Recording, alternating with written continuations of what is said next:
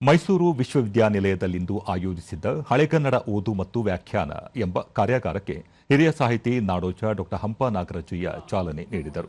ಈ ವೇಳೆ ಮೈಸೂರು ವಿಶ್ವವಿದ್ಯಾನಿಲಯದ ಕುಲಪತಿ ಪ್ರೊಫೆಸರ್ ಲೋಕನಾಥ್, ಕುವೆಂಪು ಕನ್ನಡ ಅಧ್ಯಯನ ಸಂಸ್ಥೆಯ ನಿರ್ದೇಶಕ ಪ್ರೊಫೆಸರ್ ಎಂ ನಂಜಯ್ಯ ಹುಂಗನೂರು, ಕನ್ನಡ ಮತ್ತು ಸಂಸ್ಕೃತಿ ಇಲಾಖೆಯ ಜಂಟಿ ನಿರ್ದೇಶಕರಾದ ನಿರ್ಮಲಾ ಮಂಟಪತಿ, ಉಪನಿರ್ದೇಶಕ ಡಾ ಸುದರ್ಶನ್, ಪ್ರಾಧ್ಯಾಪಕರಾದ ಪ್ರೊಫೆಸರ್ ಎನ್ಕೆ ಲೋಲಾಕ್ಷಿ ಸೇರಿದಂತೆ ಹಲವರು ಉಪಸ್ಥಿತರಿದ್ದರು.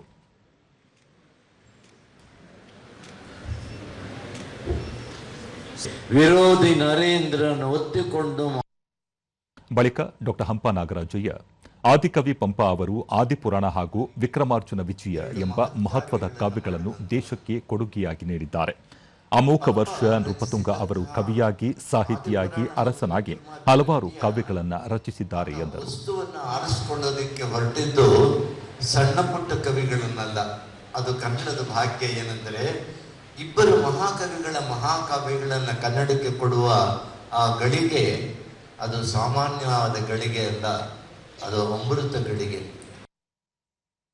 ಪ್ರೊಫೆಸರ್ ಲೋಕನಾಥ್, ಪ್ರಸ್ತುತ ಕಾಲಮಾನದಲ್ಲಿ ಪ್ರಾಚೀನ ಕಾಲದ ಸಾಹಿತ್ಯದ ಬಗ್ಗೆ ಚರ್ಚೆ ಮಾಡುವುದು ಅತ್ಯಗತ್ಯವಾಗಿದೆ.